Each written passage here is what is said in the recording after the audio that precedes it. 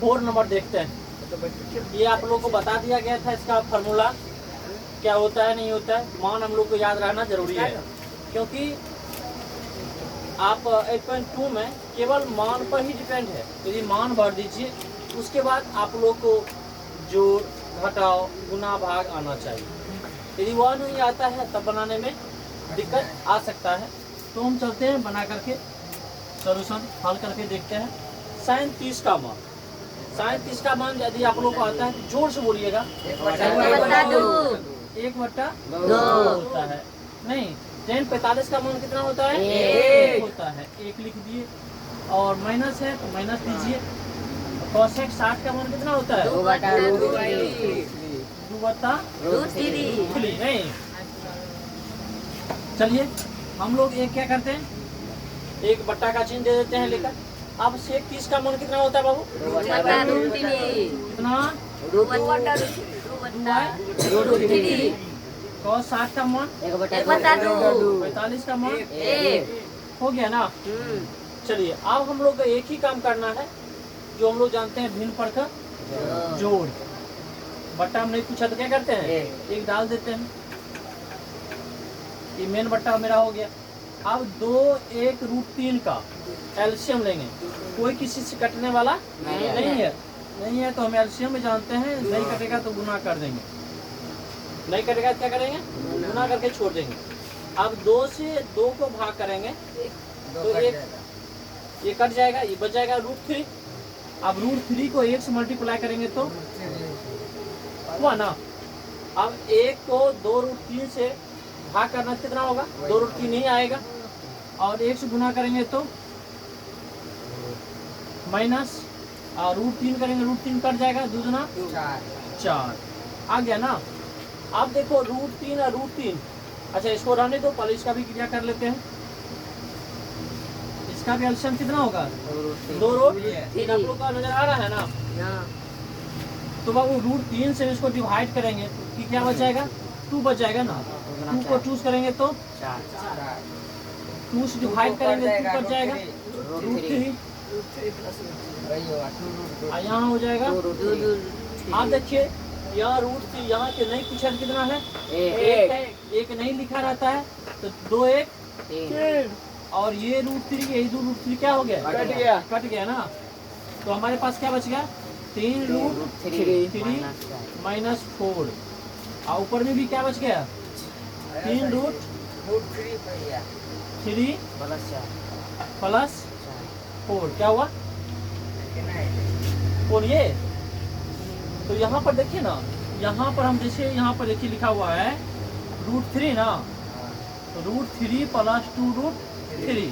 तो √3 हम यदि कॉमन ले लेंगे तो यहाँ क्या बच जाएगा, 1 प्लस 2, 2 1 3√3। देख लीजिए ना, इसलिए यहाँ पर हमने दे दिया लेकर, यहाँ पर हमने जोड़ के रख लिया है।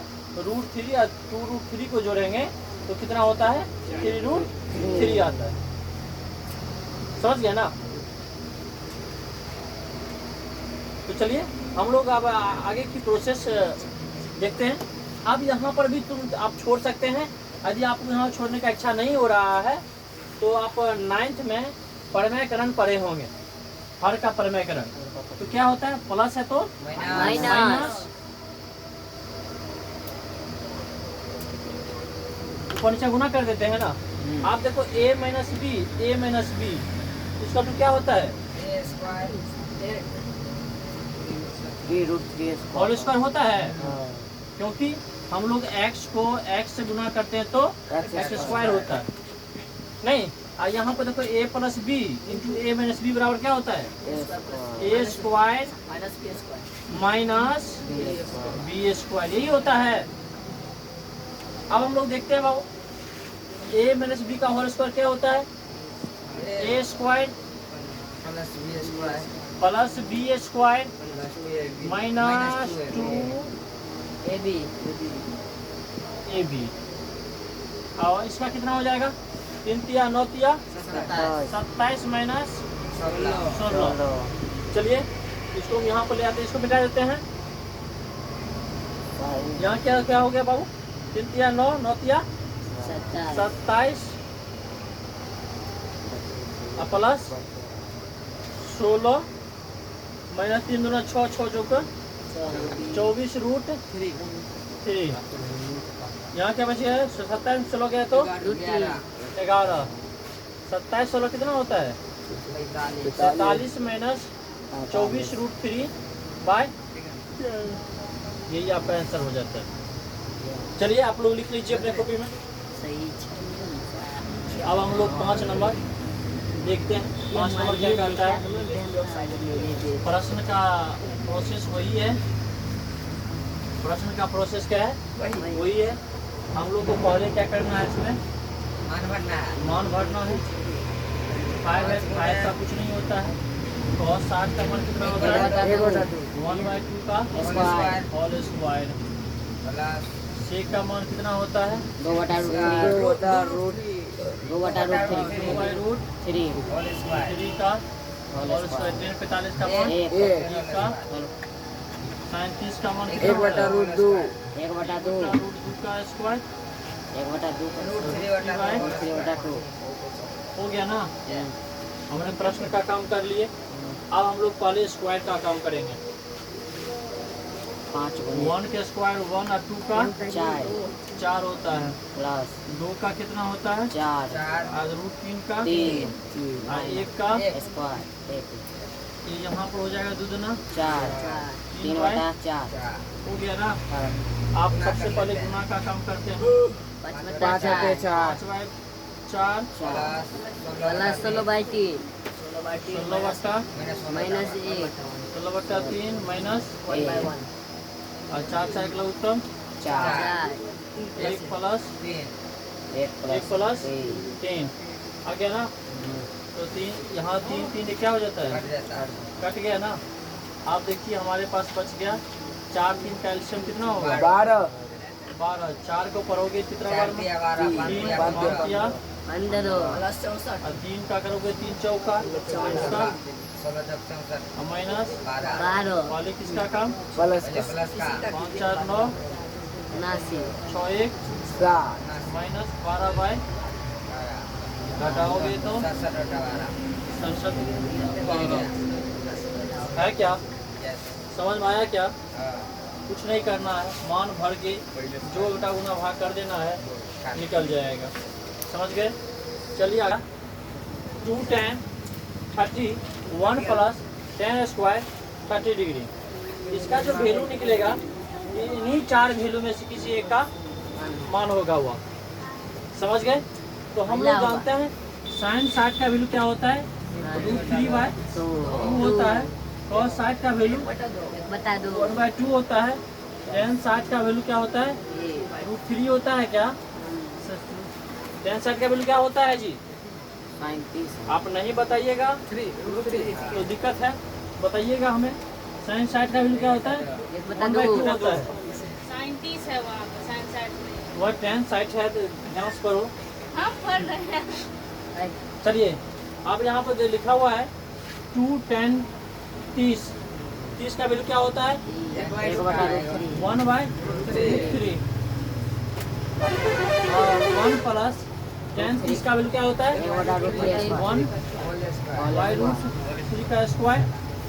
चलिए अब यहाँ कुछ भी नहीं है तो मल्टीप्लाई कर देते हैं और यहाँ 1 प्लस 1/3 हो गया ना। आप चलते चलिए 2/√3। आप इस काम क्या करेंगे? परिवर्तन करते भिन्न पर को जोड़ करेंगे। 3 प्लस 1 2/√3।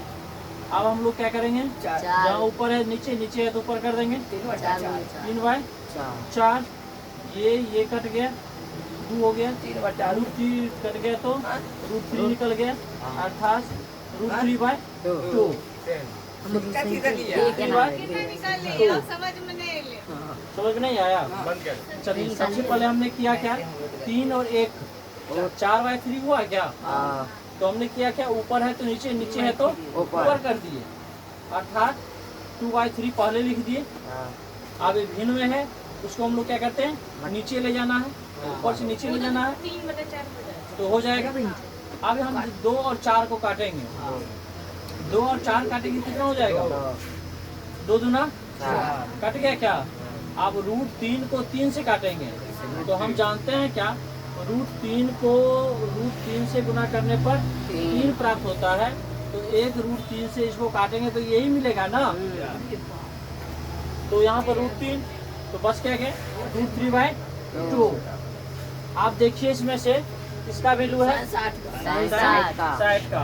आप इसमें टिक लगाएंगे, साइन 60 का वैल्यू रूट 3/2 होता है। तो हम लोग क्लास मतलब क्वेश्चन नंबर 2 का फिर दूसरा देखते हैं, दूसरा क्या कहता है। दूसरा हम लोग का प्रश्न कहता है बाबू क्या लिखा हुआ है 1 माइनस 10 स्क्वायर 45 1 प्लस 10 स्क्वायर 45 यही है ना। इसमें भी वही प्रश्न कर रहा है, इसका मान निकालिए। आप हम लोग जानते हैं बाबू क्या 45 का वैल्यू कितना होता है? एक होता है ना।